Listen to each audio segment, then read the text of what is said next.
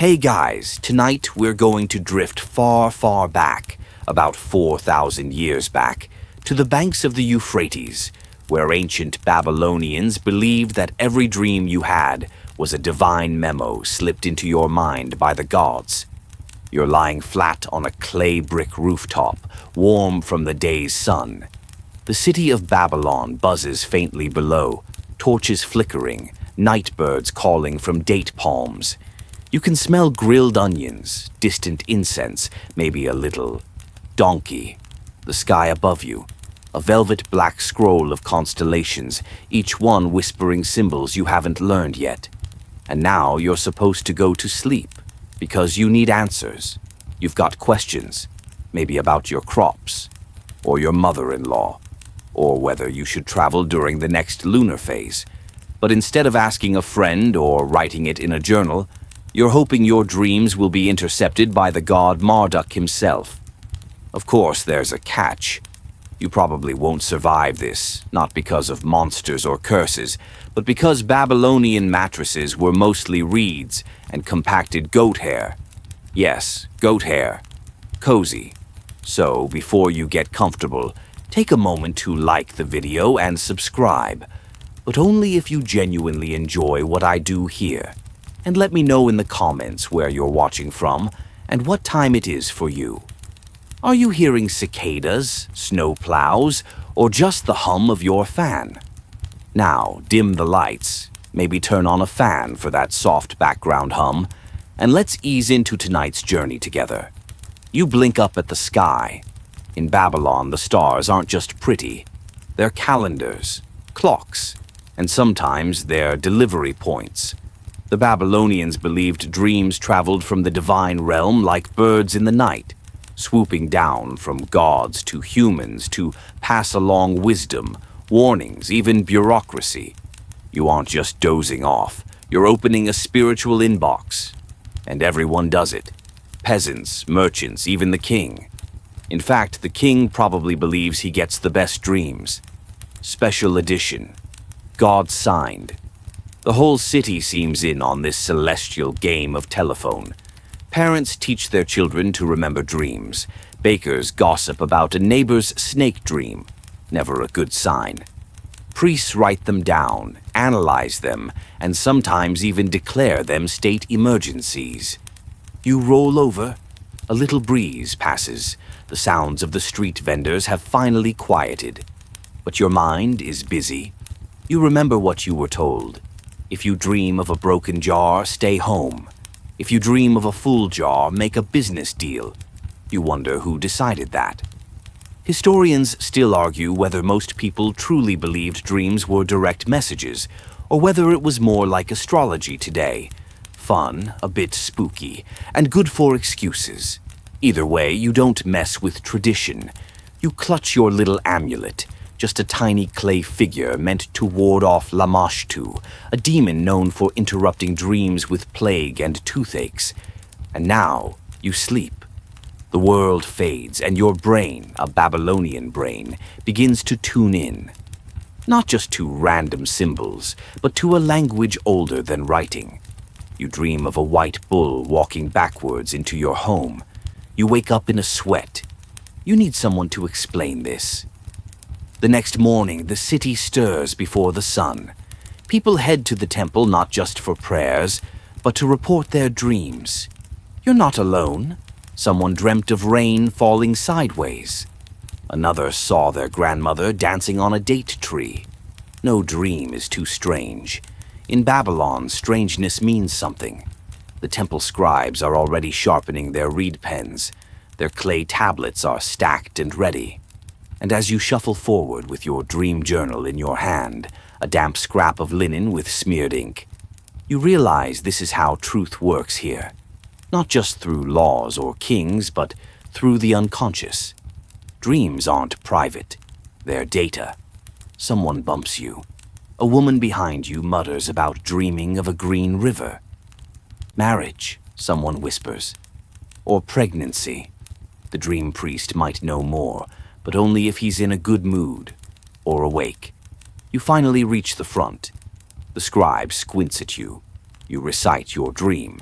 He jots something in angular cuneiform, clucks his tongue, and says, "Could mean danger," or "good luck. Depends on the goat." You blink. The goat? He shrugs. Dream interpretation is complicated. And that's your first real introduction to Babylonian dream culture. It's not neat, it's not always fair, but it's powerful. Because in a world where death comes quickly, from illness, invasion, famine, or just a misstep in the irrigation canal, people need meaning. They need direction. And what better place to find it than inside your own head? The temple bells ring. The day begins. But your thoughts remain in the dream world. Why did the bull walk backwards? Why you're home? Why now? You make a mental note. Tonight, try sleeping on your left side.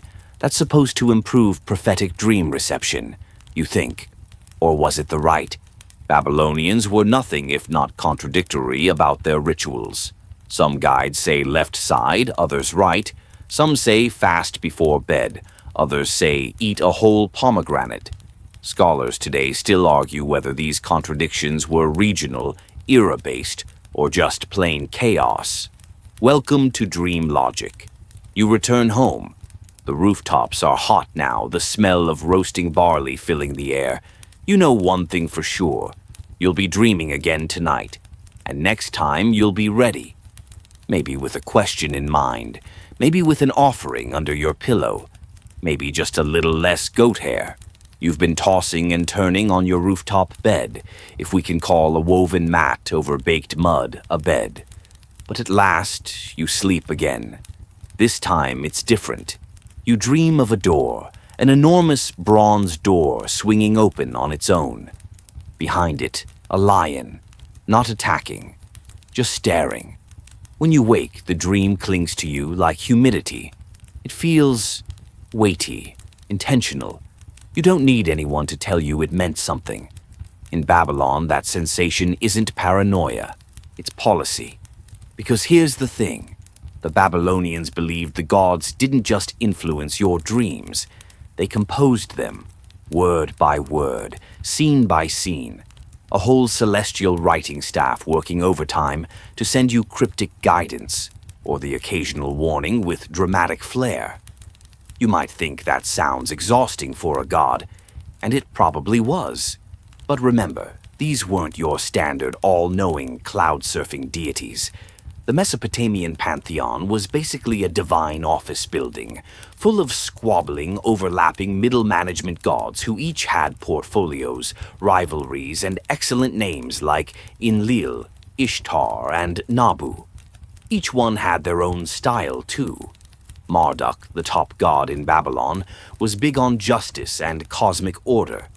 He was the kind to send dreams about courtrooms or balance scales. Ishtar, goddess of love and war, because multitasking might send you a vision of tangled vines or burning birds. Dream metaphors were very on-brand. And the delivery system? That was up to the Zakik. Think of it as the ghostly breath of the dream, its spirit form. When you slept, your own Zakik floated up from your body and went out to meet the divine dream courier mid-air. Yes, like a mystical DoorDash pickup. This idea that your soul left your body during sleep wasn't seen as frightening. It was expected, normal, even healthy. And it meant the gods had a window to whisper or shout or occasionally mime through whatever symbols they preferred. You start to understand that sleep in Babylon wasn't downtime. It was prime time. If you ignored a dream or worse, misinterpreted it, you could anger the gods, which was ill-advised. They weren't the type to shrug and say, "No worries." Historians still argue whether these beliefs were truly universal or mostly pushed by temple authorities to maintain control.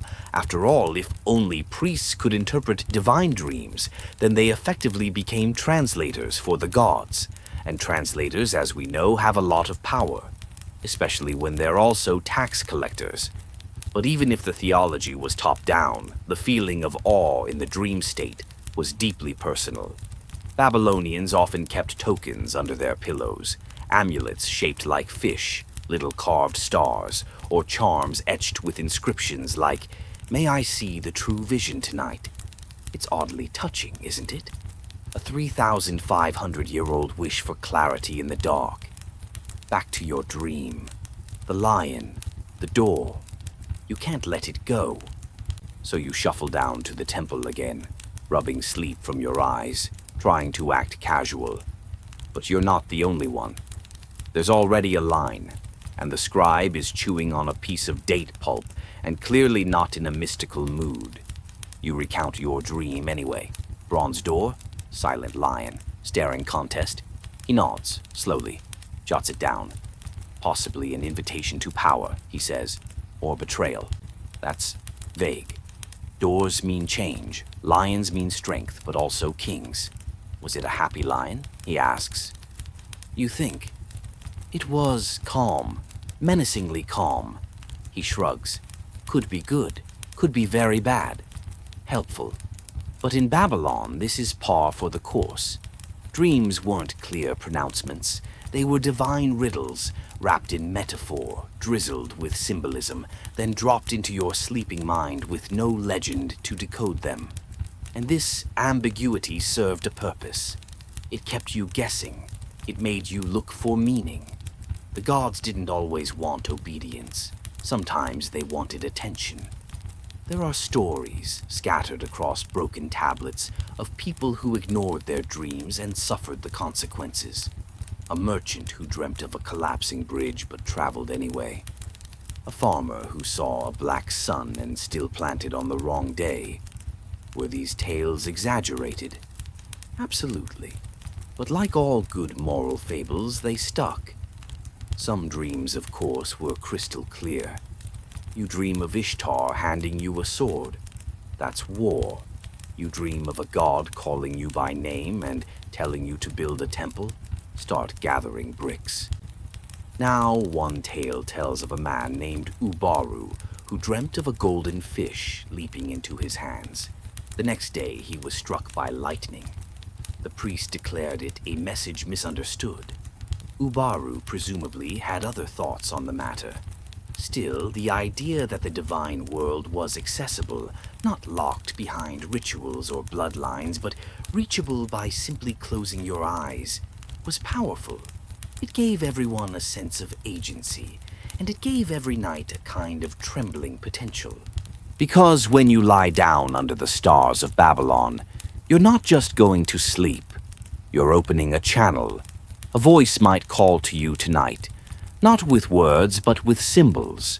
A bull, a door, a lion, or perhaps just silence, which, in Babylon, was never just silence. The next night you fall asleep earlier than usual. You followed all the advice. No garlic at dinner, your lucky talisman tucked under your woven mat, a small bowl of water at the foot of your bed to catch the bad dreams before they reach you, something your grandmother swears by. And tonight, the dream is vivid. A tall figure in leopard skins stands at the edge of your vision, holding a clay tablet that glows faintly. The figure doesn't speak, just gestures toward a river that runs uphill and then vanishes. When you wake up, you sit bolt upright. It's barely dawn, and the world is pink with sunrise, but you already know who you need to talk to. A Baru, one of Babylon's professional dream interpreters. Now, the Baru is no ordinary mystic. These weren't shady back-alley sorcerers with a bag of pebbles and a nice hat. They were trained professionals, men appointed by the temples and recognized by the state. If the gods had a communications department, the Baru would be middle management with a very large desk and access to all the sacred manuals. They wore distinctive garments, often leopard skins, or embroidered robes that symbolized their elite connection to the divine. This wasn't fashion, this was branding. You approach the temple, but this time you don't get in the regular line. You're pulled aside and asked to wash your hands, press a pinch of incense to your forehead, and swear that your dream is truthful. You wonder briefly how many people lie about their dreams. Historians still debate whether these dream specialists were accessible to all or reserved for elites. Some evidence suggests there were tiers of dream analysis, scribes for the common folk, baru for the upper crust. But now and then, someone like you, an average dreamer with an unusually weird vision, slipped through. The baru you meet today is older than you expected. He's seated cross-legged, his beard perfectly combed, his expression somewhere between stern and bored. He listens as you recount the dream. Leopard skin, clay tablet, uphill river. He leans forward slightly. Leopard skin, he repeats. That's the robe of the diviner. He pauses. So either the gods are calling you to service, or you're in trouble for impersonating one. That escalated quickly. You try to clarify. But I didn't do anything. He waves a hand. Dreams don't care what you've done. They show what will be or what might be if you're not careful. He picks up a tablet, one of hundreds stacked in wooden cubbies behind him. The room smells like damp clay and burnt cedar. He scrolls his finger along the tablet's etched surface, murmuring phrases as he reads. Figure in robe equals warning or assignment. Glowing tablet. Divine record or forgotten oath. River flowing uphill. He taps the clay. Rare. Usually indicates reversed fortune or fate defiance. Fate defiance? That sounds dramatic, and not especially restful. He closes his eyes and hums, a low, slow drone that vibrates the space between your ribs. Then, this is not a casual dream. The gods are testing your attention. You must sleep again. But this time, in the temple. Ah, now you're stepping into the next level. Temple sleep wasn't for everyone. The practice, called incubation, involved a ceremonial cleansing, offerings, and then spending a night on sacred grounds, usually in the inner sanctum of a temple or shrine. The goal wasn't just to dream, but to dream correctly. To dream where the gods would most likely answer. You know, like better Wi-Fi reception. There are records of incubation dreams from all over Mesopotamia. Some detail elaborate visions, complete with dialogue. Others are painfully vague. The sleeper saw smoke. The sleeper awoke cured. Not exactly bestseller material, but in many cases these temple dreams were believed to have healing power, both physical and spiritual. Some historians even liken Babylonian dream incubation to ancient therapy, a silent session between you and your gods, under sacred walls and watchful stars. So that night, after a ritual bath in perfumed water and an awkward chant involving 3 kinds of flour and a very aggressive frog illustration, you are led to a special chamber. No windows, no sound, just the crackle of an oil lamp and the rhythmic breathing of another dreamer nearby. You lie down on a reed mat with an embroidered cloth that smells of myrrh. You are given no instructions. You're simply told, let the dream find you, which is oddly beautiful and deeply terrifying. You close your eyes. Hours pass, or maybe moments. In the dream, you're standing on the ziggurat, the great stepped temple of Babylon, alone, except for a child made of smoke who hands you a cup of water. You drink. The child vanishes. You wake up crying. You're not sure why. But when the Baru returns in the morning, he takes one look at your face and nods. Good. The gods have acknowledged you. Now your path will open. You want to ask what path. You want specifics. But the Baru is already moving on to the next sleeper. That's the thing about Babylonian dream work. It never ties itself up neatly. The gods don't operate on tidy narrative arcs. They prefer ellipses, symbols, vibes. And yet, as you leave the temple, blinking in the soft morning sun, you feel lighter. Not enlightened necessarily, but seen. That matters. That's enough.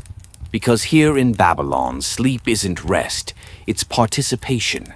And the gods, they're always watching. You start noticing them now, the little signs. Maybe you're imagining it, or maybe the dream in the temple shook something loose. But everything feels just slightly more deliberate. A crow perches above your doorway every morning, staring like it's waiting for you to acknowledge it. A pot you thought you broke last week shows up uncracked, and someone leaves a tiny bundle of barley stalks at your door with no note.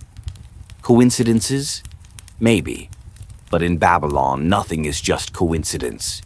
You've begun to think like a Babylonian, to read the waking world the way they read dreams, through symbols, patterns, omens. And nowhere is that more true than in the belief that dreams don't always end when you wake up. Because sometimes the message continues. The Babylonians didn't separate dreaming from the rest of life the way we do. They believed that dreams leaked, that whatever began in your sleep could ripple out into your day like ink into water. The dream world and the waking world were stitched together by invisible threads. Let's say you dream of rain, and the next day it actually rains. That wasn't a lucky guess. That was confirmation. The gods followed through. It meant you had been listening, and now they were responding. This meant dreams weren't just messages. They were agreements, contracts between you and the divine. And as any Babylonian would tell you, break a contract at your own peril. Some even kept little dream journals. Well, okay, clay tablets. They'd record their dream, the date, and what followed in real life. This practice wasn't limited to nerdy scribes.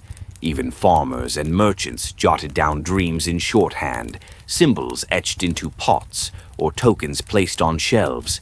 A fish means success. A wheel, movement. A pig, usually not great news. And then there were the warning dreams. These were the ones you had to act on. Let's say you dream of a fire consuming your own home. If you wake up and go about your day like nothing happened, the gods might view that as defiance, or worse, disrespect. So what do? You perform a counter-ritual. You pour water in the four corners of your courtyard. You recite an incantation about fire turning to ash in the presence of the moon. You sleep outside for a night to trick the omen into missing its target. It sounds like superstition now, but then again, think about how many of your dreams have left you uneasy for hours, or how often you say, "I had the weirdest dream," like it matters.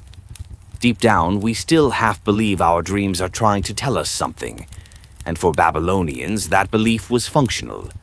Dreams were part of the diagnostic toolkit. Feeling sick?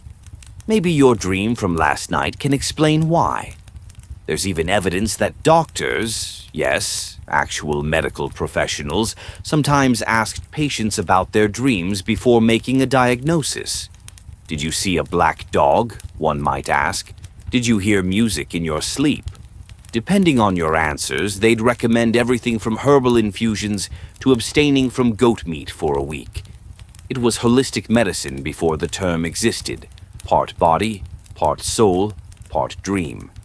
Historians still argue whether this kind of dream analysis actually improved health or just gave people the illusion of control. But even an illusion can be powerful. If a dream made you feel seen by the gods or warned you early enough to change course, it could change your whole trajectory. And there's another layer to all this. In Babylon, dreams didn't belong just to individuals. They belonged to the community. If someone dreamt of a flood, it was shared with the city's elders. If multiple people had similar dreams, say visions of foreign soldiers or stars falling, alarm bells rang. The temple would be notified. Sacrifices might be made. Public rituals performed. You weren't just interpreting dreams for yourself. You were protecting everyone. So imagine the pressure. What if your dream was urgent? What if it was misread?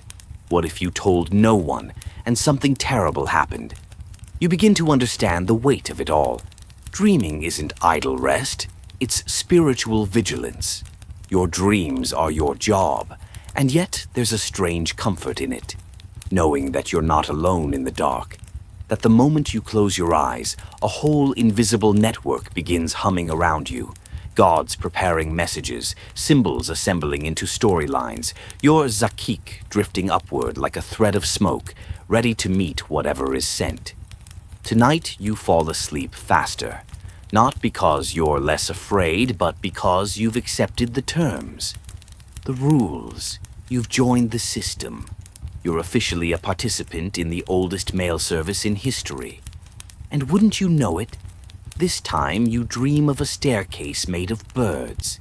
Each step flaps its wings as you climb. You don't know where you're going, but it's quiet, it's peaceful. And when you wake up, that crow, he's still on your roof, still staring. But now You've started reading the nod to messages. him. Tonight the dream comes wrapped in a riddle. You're in a quiet courtyard, stone-paved, lit by flickering oil lamps balanced on thin bronze poles. The trees here are heavy with unfamiliar fruit, swaying in a wind you can't feel. And sitting cross-legged in the center is a lion with a human face. He says nothing, just watches. His eyes flick to a small clay jar at your feet. You bend to pick it up, but it's filled with sand, not water. Then the lion speaks, voice like dry thunder. Only the dry can drink. You wake up confused, slightly irritated, and weirdly thirsty. But in Babylon, that kind of dream is a gift. Not because it's comforting, it isn't, but because it's a puzzle, a divine brain teaser. And you know just the kind of person who might help you solve it. A dream scribe. Now, dream scribes were different from the Baru, the elite interpreters we met earlier. These scribes weren't necessarily priests or diviners. They were more like archivists or librarians with a flair for the metaphysical. They didn't commune with gods directly, but they catalogued what the gods said. They kept the master lists. And those lists were no joke. The Babylonians developed vast collections of dream omens, known as dream compendiums, multi-tablet series that grouped dream images with possible meanings. The most famous of these texts, a whopping 11-tablet guide called Ishkar Zakuku, listed hundreds of entries. Think of it like a dream, Google, only slower, heavier, and harder to carry. You find your way to one such scribe, a middle-aged man with deep ink stains on his knuckles and a forehead permanently creased from squinting at cuneiform. His workspace is crammed with shelves, tablets, and what might be the world's most chaotic index system. He welcomes you with a barely audible grunt and waves you toward a stool. You describe the dream, the lion, the fruit trees, the sand, the riddle.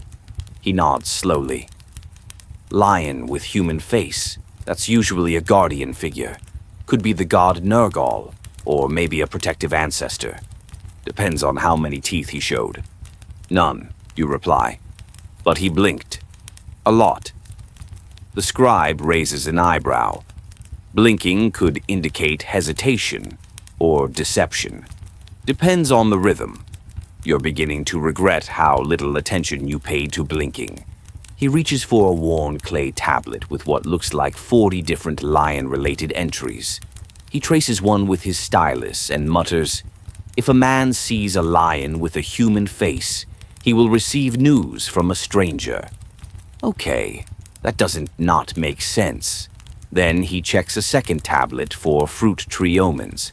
Trees heavy with fruit usually mean wealth or fertility, but if they sway in still air, that's spiritual imbalance or confusing gossip. So, you offer cautiously, I'm going to hear confusing gossip from a stranger? Maybe. Or maybe the fruit represents options, and the sand is warning you not to rush. This is the dream scribe's specialty. Not certainty, but possibilities. Babylonian dream interpretation wasn't binary. One symbol could mean several things depending on context, season, phase of the moon, or your social status. A rich man dreaming of snakes meant different things than a poor woman dreaming of snakes, Because of course it did. Historians still argue whether this system was systematic at all or just a kind of spiritual improv. But from the inside, it felt structured. And most importantly, it worked for them. Some compendiums even included countermeasures. Dream of your house collapsing. Burn cedar chips before sleeping again. See a dead relative. Recite a list of their virtues aloud the next morning so they feel respected. Dream of eating raw onions. Honestly, probably just indigestion, but light a lamp anyway, just in case. In many ways, these compendiums served as early self-help manuals. Your dream says you're off balance. Adjust your habits. Dream says danger's coming. Plan ahead. They gave ancient people tools for handling uncertainty, emotional weather forecasts written in stars and smoke. And while the dream scribe can't give you a definite answer about the lion, he does offer you something useful, a protective amulet, a tiny clay disc etched with the image of a god swallowing the sun. Keep it under your pillow, he says, already returning to his scribbles. If the lion comes again, he'll know you've seen someone. You thank him and head home, amulet in hand. You're not sure if it will help, but you find yourself holding it tight as you drift off. That night, the dream returns. Same courtyard, same fruit trees. But this time, the jar is full of clear water. You don't pick it up. You leave it where it is. The lion watches. He blinks once and smiles. You wake up with the faintest sense of triumph, like you just passed a test you didn't know you were taking. Only the dry can drink. Maybe it meant this. Only when you let go of need does the answer arrive. And you're beginning to get it now. This is Babylonian dream logic. Strange, symbolic, slightly maddening, and somehow perfect for sleep. You're starting to understand that in ancient Babylon, dreaming isn't something that happens to you. It's something you do. A nightly ritual, a spiritual appointment. And now that you've tasted dream interpretation, you find yourself wondering, what about the people who made dreaming their full-time job? Enter the professional dreamers. Yes, that's a real thing. In certain temples, specific individuals were tasked not just with interpreting dreams, but with receiving them. On behalf of others, you'd approach one of these dream practitioners, not always priests, sometimes oracles or temple sleepers, and ask a question. Should I marry this person? Will the harvest come in? Am I cursed? And the dreamer would say, I'll get back to you in the morning. This practice was called incubation, but not the chicken egg kind. In Babylon, incubation meant you stayed overnight at a sacred site, usually a temple, shrine, or ziggurat platform, hoping to receive a divinely sent dream that contained your answer. And it wasn't just anyone who could participate. You had to prepare. You might fast for a day, bathe in sacred water, abstain from garlic, onions, or wine, basically anything too spicy, stinky, or fun. Purity mattered. After all, the gods were picky, and your dream had to be received in a clean vessel. Then came the sleeping arrangements. You'd lie down on a mat made of woven reeds, often in a designated incubation chamber deep within the temple. Some were just alcoves, dimly lit and perfumed with incense. Others were larger rooms with carved reliefs of winged figures, protective lions, or scenes of the god Marduk battling chaos beasts. Because, nothing says sweet dreams like a giant lizard fight. Some temples even had built-in dream windows, openings that let moonlight fall directly across the sleeper's face. Why? Because lunar beams were believed to carry divine messages. It's like turning on your spiritual Wi-Fi. So you're lying there on this prickly mat in a room that smells like frankincense and old limestone, surrounded by carvings of eagle-headed men. You've fasted, prayed, and maybe had a priest chant over your forehead for good measure. And then you wait. No TikTok, No background fan noise, just the sound of your own breath, and the occasional hoot of an owl echoing from the ziggurat steps. Eventually, you sleep. And if the gods are feeling generous, they'll send you a dream, usually vivid, symbolic, and absolutely bonkers. Maybe you ride a fish across the sky. Maybe your mother appears dressed in gold, holding a scorpion in one hand and a loaf of bread in the other. Or maybe you just hear a word, a single name, or number. Now, the kicker. These dreams weren't always meant to be clear. That was part of the deal. The gods didn't like giving straight answers. They wanted you to work for it. So the next morning, bleary-eyed and maybe still a little hungry, you'd report your dream to the temple interpreter, or if you were trained, decipher it yourself using the dream manuals we met earlier. And this wasn't a fringe practice. Kings did this. Merchants did it. Parents who'd lost children. Farmers in drought. Dream incubation was seen as a legitimate way to contact the divine, like a slow-motion voicemail from the heavens. Historians still debate how widespread incubation was and whether it really originated in Mesopotamia or drifted in from nearby regions like Egypt or Anatolia. But there's no doubt the Babylonians embraced it early and elaborately. In fact, some scholars argue that incubation might have influenced the very architecture of temples. Why were certain ziggurats so acoustically perfect? Why did some chambers have narrow entrances but open, echoing interiors? Maybe not just for ceremony, but for sleep. There's even a suggestion that certain dreamers were trained to lucid dream, to stay aware while dreaming, so they could ask questions mid-dream and report more coherent answers. Whether that's ancient science or modern romanticism, we may never know. But the image is irresistible. A robed sleeper, curled beneath painted ceilings, chatting politely with a moon god while incense curls around their ankles.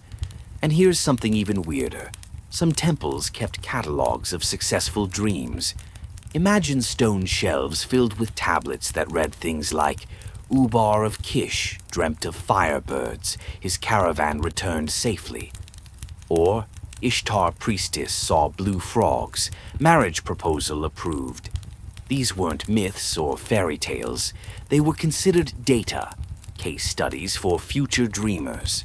In some cities, dream incubation even evolved into a group event. Multiple people would sleep at the temple on the same night, hoping for shared dreams or confirmation dreams. It was spiritual crowdsourcing, Bronze Age edition.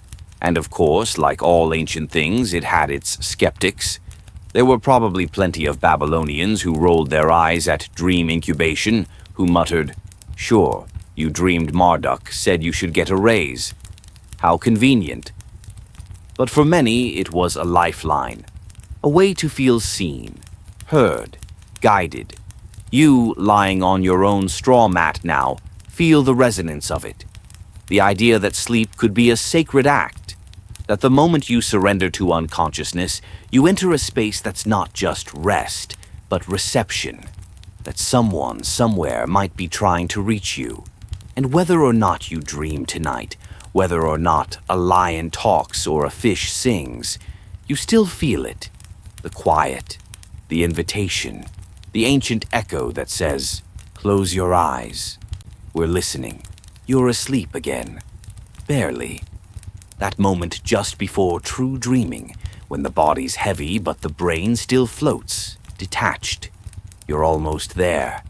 And suddenly you're walking barefoot through a garden, not a modern one with neat hedges and lawn furniture, but a lush, chaotic sprawl. Date palms press close overhead, and vines snake between ceramic planters painted with suns and spirals. The air hums with insects, but softly, like a lullaby. In the middle of it all stands a fountain, water burbling gently over carved stone. This isn't just any garden. This is a sacred dream orchard, an image pulled straight from Babylonian myth. To understand why it's here, you need to know about the Zakak. The Babylonians believed in many kinds of spirits, but Zakak were special.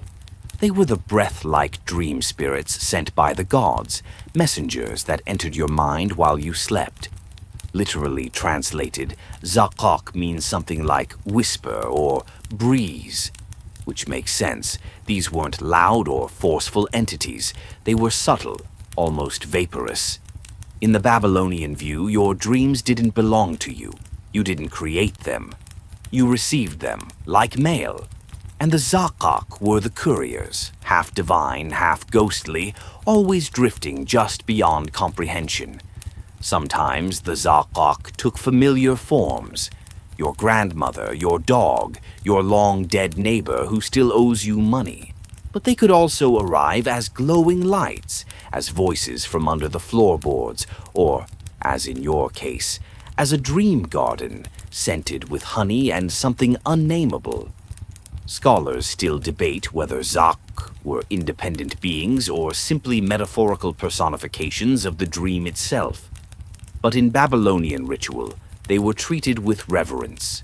Offerings were made, lamps were lit to guide them. One fragment even suggests that dreamers whispered gratitude upon waking, in case a Zakuk was still listening. And here's the twist. While the Zakuk usually delivered messages, they could also take them back. If you had something to say, you place the note in the water. It dissolves instantly, and the fountain glows. A voice, neither male nor female, but low, resonant, and somehow familiar, says just 3 words. Wait. The fig dot. You look around. There is a fig tree nearby. One fruit ripening in slow motion, seconds ticking on its skin like ripples. You stare until the tree fades into mist. Then you wake up. The answer doesn't make sense yet. It might not for days. But this is the way of the Zakak. They don't speak plainly. They speak truly. This kind of dreaming, this exchange of symbols and signs, required patience. The Babylonians weren't dream tourists. They were dream residents. They expected delay, expected metaphor. Dream wisdom wasn't microwavable. It was more like clay. You had to shape it. And because the Zakku were tied so closely to both gods and the dead, they often blurred those boundaries. Some dream spirits were clearly divine. Others, ancestors, whispering memories into your sleep. In one surviving tablet, a man describes being visited nightly by his deceased father, who gives advice on farming, marriage, and taxes. Another tale tells of a woman who dreams of her stillborn child becoming a star and leading her through the sky. There's something heartbreakingly human about this, because who among us hasn't dreamed of a lost loved one? Who hasn't wanted one more conversation, one more sign? In Babylon, that wasn't wishful thinking. It was the system, and you begin to see the pattern.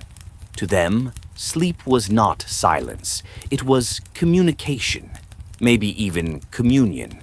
So tonight, as you drift again, feeling the pull of that fig, ripening slowly in some mental garden, you carry this truth. You are not alone in the dark. Someone may be whispering, a breeze across your mind, a message not yet ripe. Wait, the figure. So now you're carrying a fig. Not literally, of course, but dream you is strolling through some sun-baked corridor of Babylon, holding a fig you somehow know you're not supposed to eat just yet. It's soft, fragrant, and completely allegorical. Welcome to symbolic dreaming. The Babylonians weren't passive recipients of dream messages. They were active decoders, pattern hunters in a noisy cosmos. To them, the world itself was a symbolic network, and dreams were its most condensed expression. Gods didn't hand you a PowerPoint presentation. They handed you an eagle with 3 heads and a handful of barley.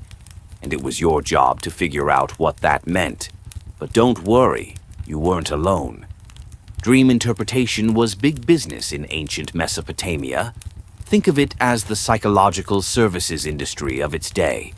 Except instead of therapists, you had Sha'ilu, dream readers, and diviners trained in reading not just dreams, but livers, oil slicks, star charts, and the occasional oddly behaved goat. These interpreters relied on enormous catalogs called dream omen texts. These were vast clay archives filled with if-then statements. If you dream of X, then Y will happen. And when I say vast, I mean it. Some collections ran into hundreds of tablets with thousands of individual entries. Like this one. If a man dreams he is drinking warm beer from a bronze jug, he will soon receive unpleasant news from a relative. Or, if a woman dreams of a broken chariot wheel, her son will marry someone of poor character. It's oddly specific, yes, but so is dream logic.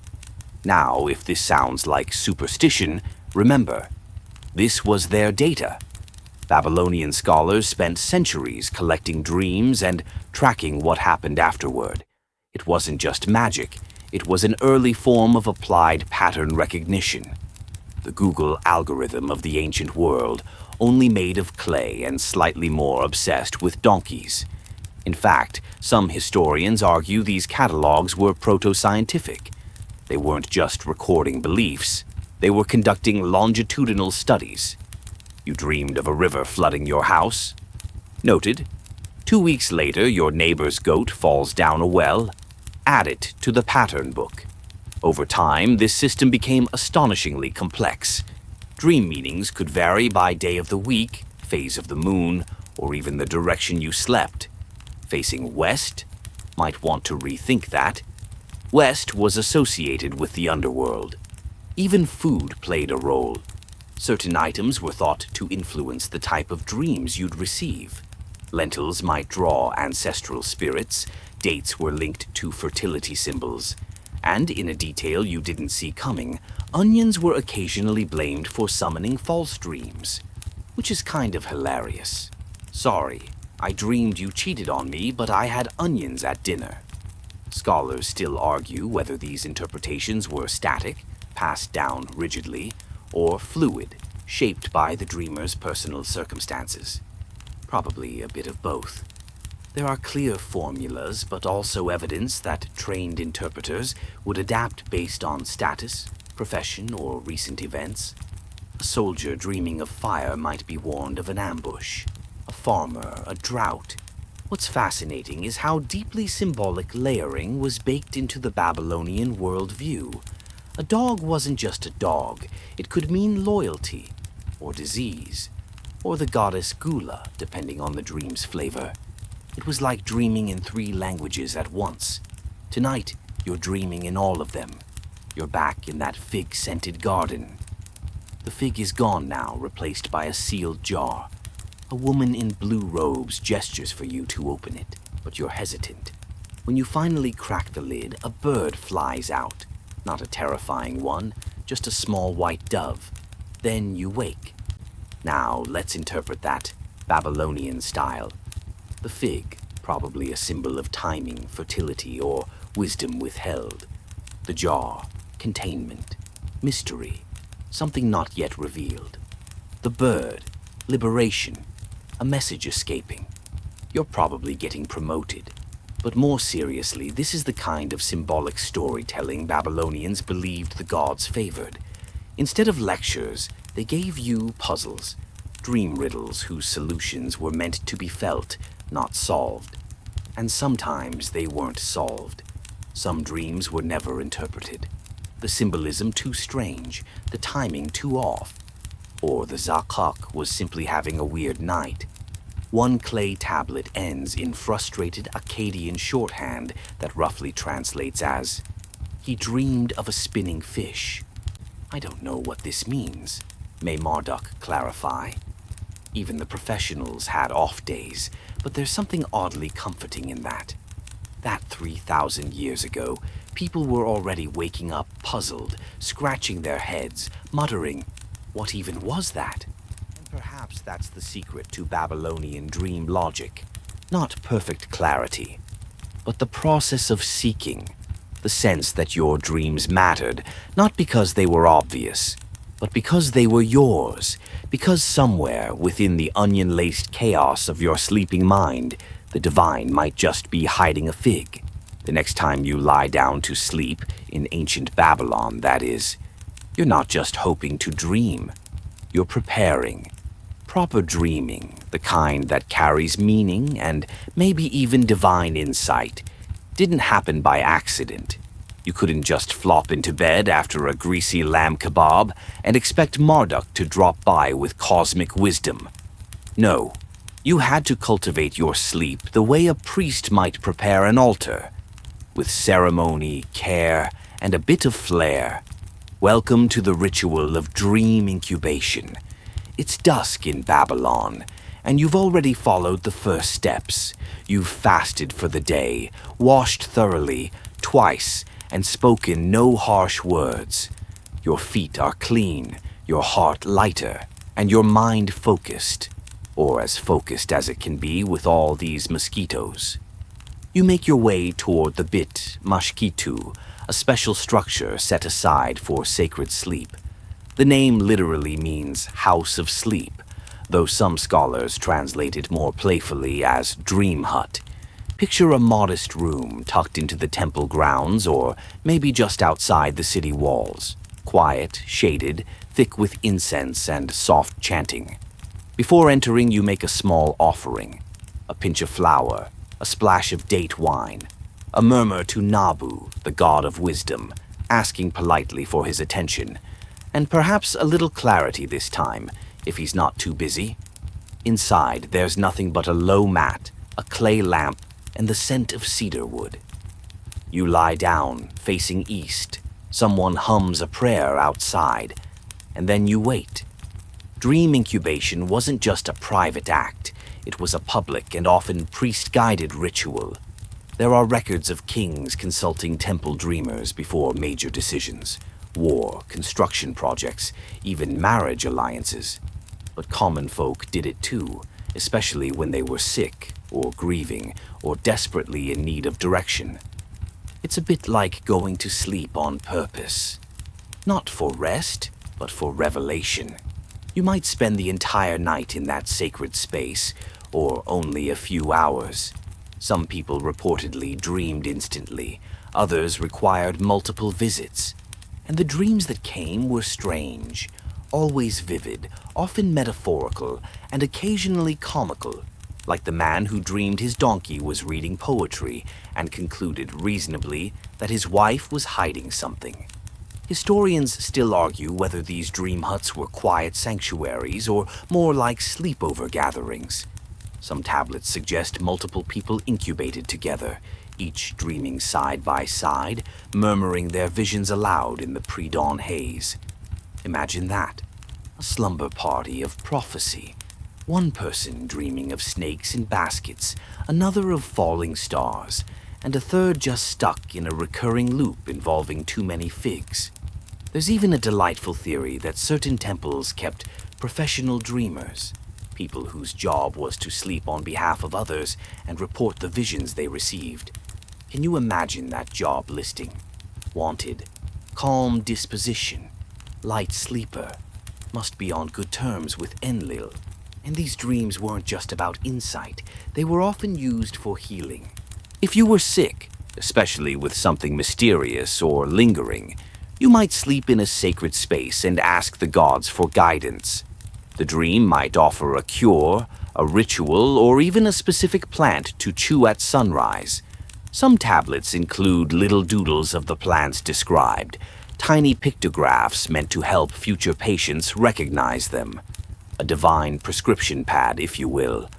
One recovered dream fragment reads, "He dreamed of a black bird nesting in his throat. The priest said, 'Boil tamarisk bark and drink it slowly.' He did and recovered in 3 days." Now, was it the tamarisk, or the sleep, or the fact that the patient believed in the dream's message? That's up for debate. But the point is, Babylonian dream incubation wasn't passive, it was participatory. You weren't just lying down, you were showing up, and the gods in turn were expected to respond. Sometimes, of course, they didn't. You might dream of nothing, or of meaningless chatter, disjointed images of brick walls and spilled lentils. But even that had value. A dreamless sleep might be interpreted as divine silence, or sometimes divine contentment. No dream could mean no danger. A celestial thumbs up. You tonight are dreaming again.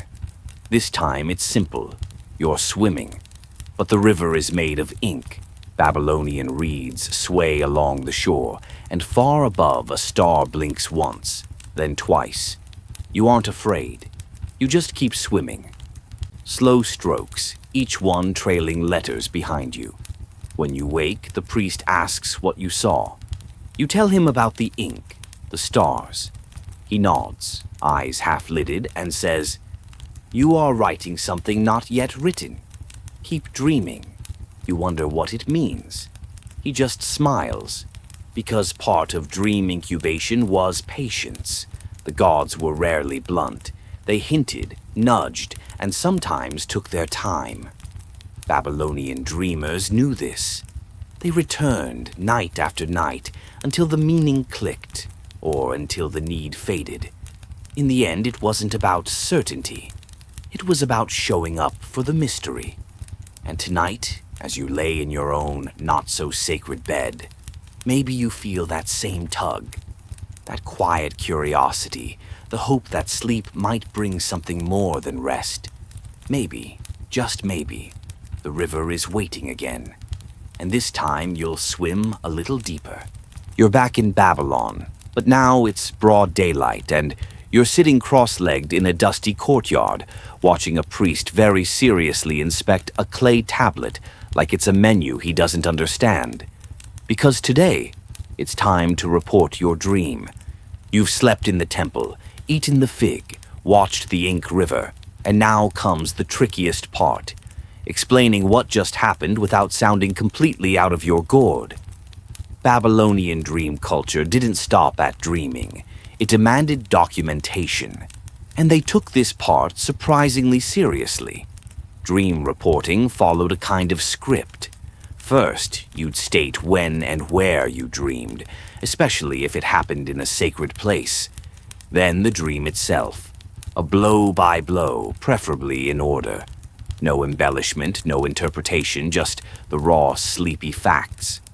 I walked through a door made of fish bones. My grandmother handed me a single white feather. Then I fell upwards. There was a goat. I woke up sweating. Normal Tuesday in dreamland. This dream would then be transcribed onto a small clay tablet by a scribe or interpreted aloud by a baru, a specialist in divination and omens. That's the fellow squinting at your tablet right now, tapping his reed stylus against his chin like someone trying to remember if they left the oven on. Historians still argue whether most dream records were taken verbatim or smoothed into standard formulas. Some are clearly rote. If he sees X, then Y will happen. But others preserve weird little quirks. One dream tablet ends with a note that the dreamer felt itchy afterward, possibly due to bad barley. Dream analysis wasn't just symbolic, it was contextual. Who you were mattered. A dream about fire might be a good omen for a smith, but a bad one for a fisherman. Your station, your family history, even recent events could all color how a dream was interpreted. Let's say you're a middle-class scribe with a bit of back pain. You dream of climbing a ladder that never ends. The priest might say this reflects your ambition. You're seeking knowledge. But beware, don't overreach. But if you're a royal advisor with enemies in court, that same dream could mean you're about to be promoted or betrayed. It all depends on what happens next in your waking life. The dream is a hint, not a verdict. And that's the key. Babylonian dream culture wasn't fatalistic. They didn't believe every dream locked in a fixed fate. Rather, dreams signaled potential futures, like early warning systems or divine nudges. You still had agency. Dreams were there to help you make better choices, not doom you with prophecy.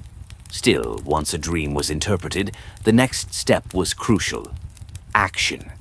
You might be advised to make an offering, bread, incense, or a small carved figure of the dream's symbol.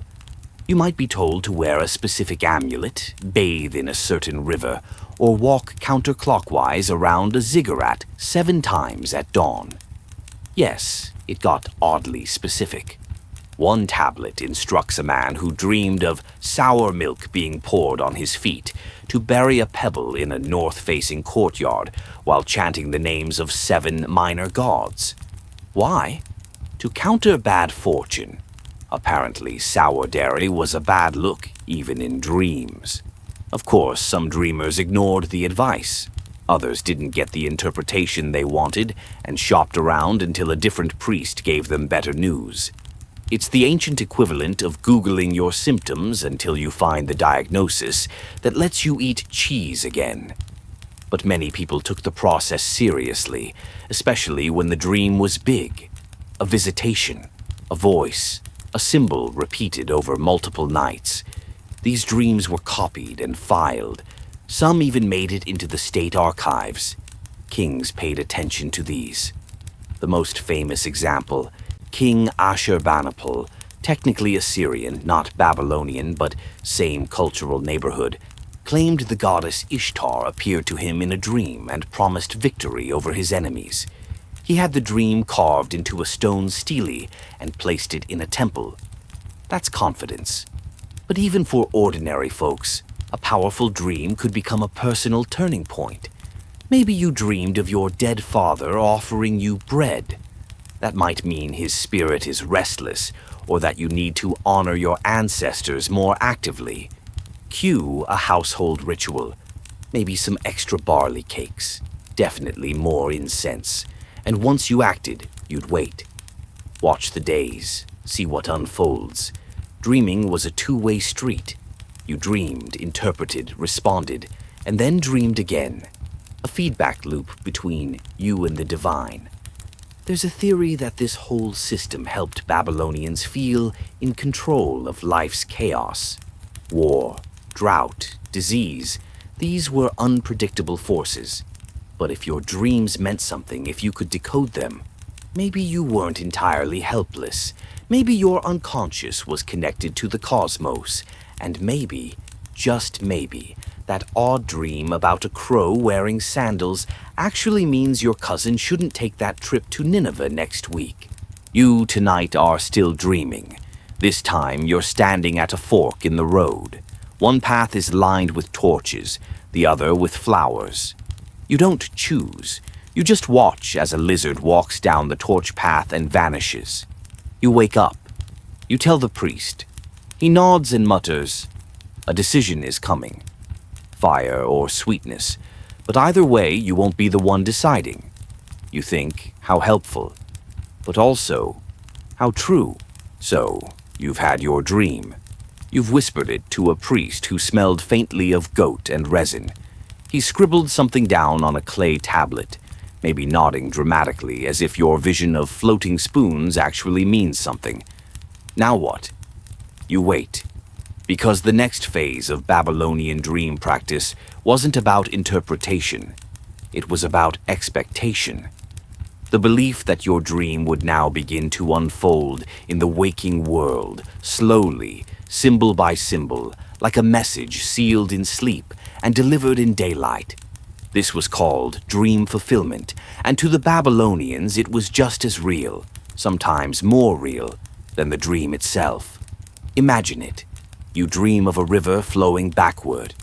3 days later, your neighbor's well dries up and his goats wander into your garden. Coincidence? Hardly.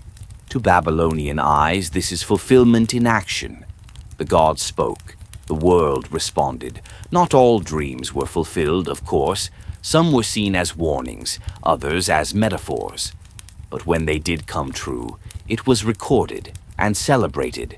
There are actual tablets that follow a dream across several days or weeks, noting each part as it plays out. On the 3rd day, a merchant fell from his cart. The dream is being fulfilled. They didn't mean this in a vague way either. Dreams had stages of fulfillment. just as a letter might travel through messengers, relays, and checkpoints. A dream's prophecy was thought to unpack itself in phases. Stage 1 might be symbolic. A bird circles overhead. Stage 2, an omen. Your cousin gets a surprise visitor. Stage 3, actual consequence. Your barley prices plummet. You see how this works. It's both poetic and oddly bureaucratic. Babylonian scholars even had a term for it, shutu, meaning fixed fate or established line. Once a dream had revealed something, it became part of that person's shutu. You couldn't always escape it, but you could learn to ride it, like a raft down a divine river. But here's where it gets weirder. Not all dreams were meant to happen in this world. Some were glimpses into the dream world itself, a separate plane, not quite the realm of gods, not quite the land of the dead, a place where meaning could live independently of action. In other words, you dreamt of the sky raining copper, not because it would rain copper, but because that's what divine truth looks like in dream form. Copper skies, birds made of parchment, boats shaped like ears of wheat. It's not supposed to make sense, unless it does. Historians still debate how literally Babylonians expected their dreams to manifest. Some argue that temple scribes treated dreams like contracts. If the gods said it, it would be done. Others say fulfillment was more interpretive, a kind of poetic matching game between vision and reality. But either way, people paid attention. There are letters between nobles discussing dreams like weather forecasts. My servant dreamed of a golden lion. Watch the market closely. I dreamed of my left hand bleeding. Send the physician. Not panic, not mysticism, just adjustments, strategic pivots based on sleep whispers. And if your dream didn't fulfill, well, maybe it wasn't time yet. Or maybe you'd misunderstood. Or maybe, as one cranky tablet puts it, the gods changed their minds. Try again next moon. Yes, dreams were malleable. Some priests claimed that actions could redirect a dream's outcome. Make the right offering, say the right phrase, and you might blunt a bad omen or amplify a good one. Think of it as the ancient equivalent of a prayer combined with a customer service request. You, tonight, are listening. Not sleeping yet, just hovering on the edge. You remember last night's dream, the ink river, the lizard on the torch path. It felt important, like it mattered, so you go about your day tomorrow with half your brain watching. Does someone mention lizards? Do the street torches sputter oddly? Does anyone say the word right twice in a row? You are scanning the waking world for symbols, dream echoes, just like the Babylonians did. And in this hyper-awareness, something gentle happens. You begin to see meaning everywhere. A shadow shaped like a crescent, a passerby humming a tune from your childhood, a moment of silence that lands just right. You wonder, is this the dream being fulfilled? Or is this just you, awake? Babylonian sleep culture didn't draw a hard line between dreaming and waking. The boundary was soft, blurred like a reflection on water. What mattered wasn't where the message appeared, but whether you heard it. And you? You're listening now, to the night, to your memory, to the strange rhythm of your own thoughts. The dream isn't over. You're just living it differently now. You're standing in the shade of a date palm now, brushing sand off your tunic, because today's assignment is a little unusual. You're going to fake a dream. Yes, really.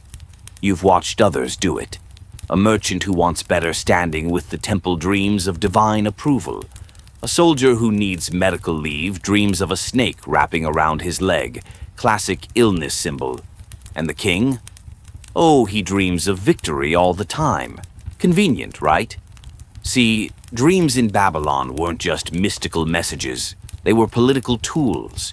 If you could claim the gods had spoken to you, and if the message conveniently aligned with what you already wanted to do, Then you had what we'd call today a divine endorsement, a heavenly PR campaign.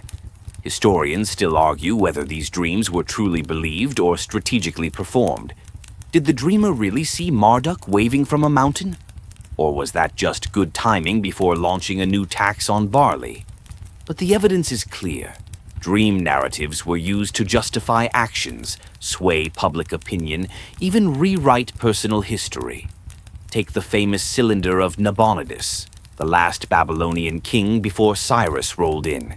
He claimed that Marduk personally appeared to him in a dream, urging him to rebuild a neglected temple. A lovely story. Just don't look too closely at the fact that Nabonidus spent most of his reign avoiding Babylon altogether. Was it a real dream? A political move? Both? You don't know. But tonight you're crafting a dream. It needs just the right mix of divine symbols. Maybe an eagle perched on a lotus, which always means divine protection. Throw in a river flowing uphill and a star that speaks your name. Don't forget the proper setting. Dreams that happened inside temples carried more weight than those dreamt in a regular bed. A dream on sacred ground meant the gods were really paying attention. It's like choosing the right address for your divine mail. And now comes the telling. You sit before a low-ranking priest, one who owes your uncle a favor, and you recite your carefully curated vision. He raises an eyebrow but doesn't interrupt. By the time you're done, he's already nodding. Yes, he says, this is clearly a sign you must travel west. Which, of course, is where the merchant you're supposed to spy on just went. Mission accomplished. This sort of thing happened more than you'd think. Not all dream reports were innocent. Some were stage-managed, scripted, planted by political factions, or whispered into the ears of suggestible seers. There are even records of dream bribery. You pay the interpreter to make sure the outcome sounds favorable. Oh yes, the goat with flaming eyes. Very good omen for business. And it wasn't just politics, it was personal too. You could fake a dream to win favor with a powerful neighbor, or convince your father-in-law that the gods definitely want you to inherit that field by the canal. There's a famous case, well, semi-famous at least, of a temple cook who dreamed that the goddess Gula demanded he be promoted to head baker. He was promoted. His bread was reportedly mediocre. But faking dreams had its risks. If someone caught on, if your dream symbols didn't match known omens, or your story contradicted temple doctrine, you could be accused of false prophecy. That meant public shame, exclusion from rituals, and in serious cases, well, exile. You'd be symbolically cut off from divine communication, which, in Babylon, was basically like being unfollowed by the universe. So people got clever. Dreams were couched in just enough ambiguity to be useful. A burning chariot could mean war, peace, ascension, or you just saw too many torches before bed. It all depended on who heard it and how they wanted to spin it. Still, for every faked dream, there were 10 more genuinely believed. Even manipulators believed their own stories eventually. Tell a dream enough times and it starts to feel real. Add a few symbols, say it happened during a ritual fast, and suddenly you're not lying. You're revealing. And honestly, who's to say which dreams are true? You, tonight, are drifting. A cool breeze brushes your temple. You hear the soft lap of river water in the dark. Somewhere nearby, a reed rustles, a frog clicks its throat, and the stars blink like forgotten gods. You imagine what dream you might fake, if you had to. One about light under a door, maybe. Or a whisper in your ear from someone long gone. Something just eerie enough to raise eyebrows, but soft enough to avoid suspicion. You'd tell it slowly. Let it settle like ash on water. And maybe you'd believe it too. Because sometimes dreams aren't fake. They're just stories we need to tell ourselves. And that's still truth. Your dream has been told, real or otherwise. It's been heard, recorded, weighed, and either believed or politely filed away with a raised eyebrow. But now we reach perhaps the strangest part of Babylonian dream culture, the dream rituals. Not just what you dreamed, but what you did afterward. Because the gods, as we've seen, weren't in the habit of texting and leaving you on read. They expected a response. Dreaming, for the Babylonians, was a two-way street, and if you wanted to keep that divine line open, there were things you had to do. Offerings, chants, sometimes reenactments. Yes, you heard that right. You dream of, say, walking barefoot across a field of burning coals, and if the dream felt especially weighty, a priest might instruct you to literally do just that.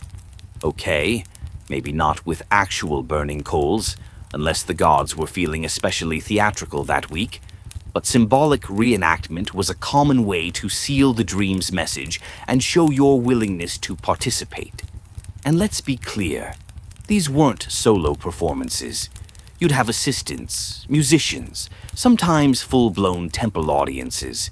It's a little like performance art, if performance art also required divine consent and at least one sheep.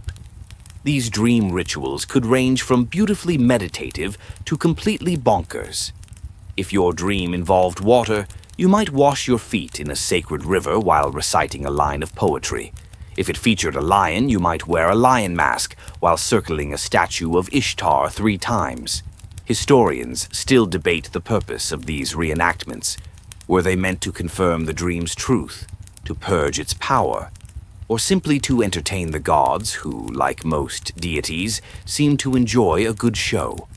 One theory holds that these rituals were designed to anchor the dream, fix it into the world of the living, like pinning a butterfly under glass.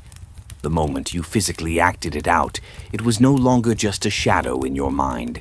It became real. And for some, that was the point. To make dreams matter. Let's not forget the priests either.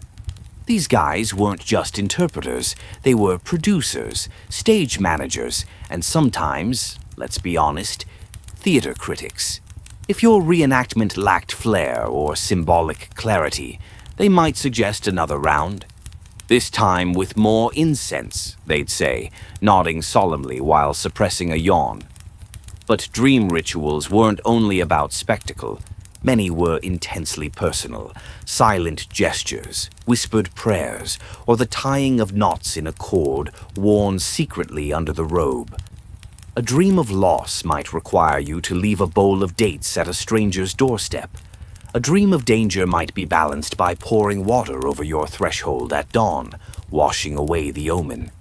It wasn't always about changing fate. Sometimes it was about acknowledging it, saying to the universe, I heard you, I felt it, I responded, and you, here in the dark, blanket tugged under your chin, are imagining your own ritual now. What dream would you act out if you had to? Maybe you'd walk a slow circle around your bed, eyes closed, whispering names from your past, or line up all your socks in a perfect row, as if neatness could ward off whatever it was you saw behind that curtain last night. You begin to understand, in a sleepy sort of way, why the Babylonians did this. The ritual gave shape to the unshaped. It turned fog into form. Some tablets describe rituals that border on surreal. One dreamer was instructed to carve a tiny fish out of wax and melt it under the moon. Another had to hang 7 feathers from a fig branch and sleep beneath it for 3 nights. Oddly specific. Sure, effective. Who knows? But it wasn't just about efficacy. It was about comfort, structure, the sense that dreams weren't just floating nonsense, but messages with instructions. Even the timing mattered. Some rituals had to be performed immediately after waking. Others only on the 3rd day. Some only at dusk. There were rules, patterns, celestial calendars involved. One priestly manual spends 4 paragraphs explaining how to properly step over a fire to erase a nightmare. You think about your own nightmares now, the one with the glass hallway, the echoing footsteps that sounded like someone else's, and you wonder what the ancient Babylonians would have prescribed. Maybe burning a bit of myrrh, maybe drawing a circle in ash, maybe just whispering the dream aloud to the wind and hoping it takes it from you. But whatever the ritual, it gave you something to do. It turned the helplessness of sleep into something active, even empowering. You don't just receive the message, you respond. And in that dialogue, you become more than just a sleeper. You become part of the message itself. You wake with the taste of honey still on your tongue. That was part of the ritual too, eating something sweet after a dream of sorrow, to convince your heart that joy still existed. Today, you're visiting a temple scribe, not one of the glamorous ones with gold ink and royal decrees. No, this one is tucked behind a quiet courtyard near the edge of the ziggurat's shadow. He deals with dreams and nothing else. His clay tablets are stacked in uneven piles, each one etched with nocturnal tales, symbols, instructions, and, most interestingly, dream archives. Because some dreams weren't just interpreted, they were recorded, preserved, filed away like sacred postcards from the divine. Some of these records stretch back generations. Families brought dreams to be written down, creating sleep histories of their bloodlines. One tablet even begins, "My grandfather saw this dream before he took ill. My father dreamt it again before he married. Now I have seen it too." It gives you chills, doesn't it?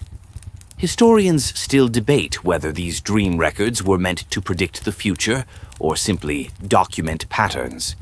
Were people trying to chart a divine map? Or just leave behind proof that the gods once whispered to them in the dark? You squat beside the scribe as he smooths a new tablet. He listens to your latest dream, something about a bridge made of feathers and an owl that kept asking you questions you couldn't answer. He grunts. Anxiety. He scratches a few symbols in the wet clay. The owl, the feathers, the talking animals, all common signs. Then he does something curious.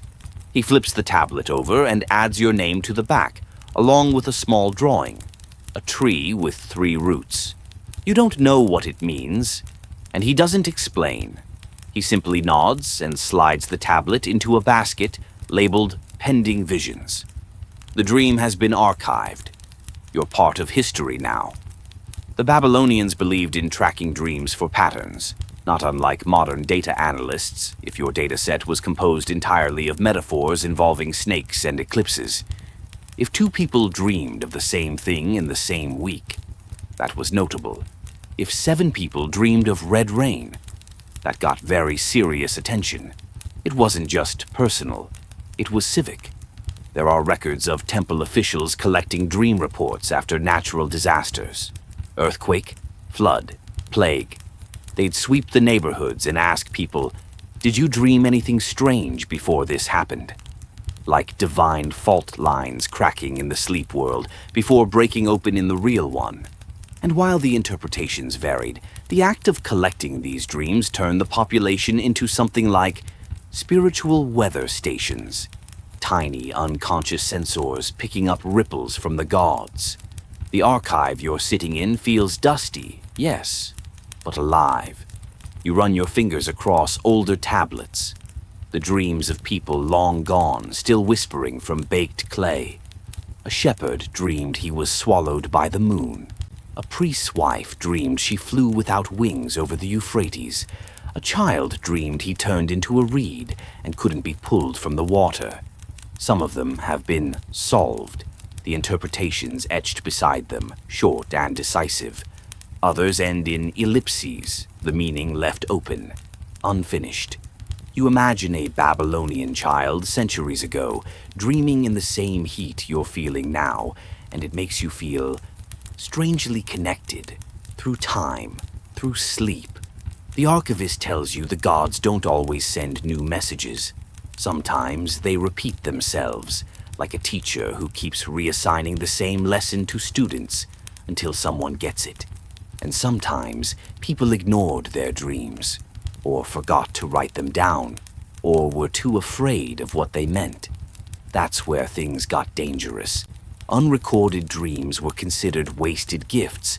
If a divine message wasn't received properly, it could backfire, like returning a letter to sender.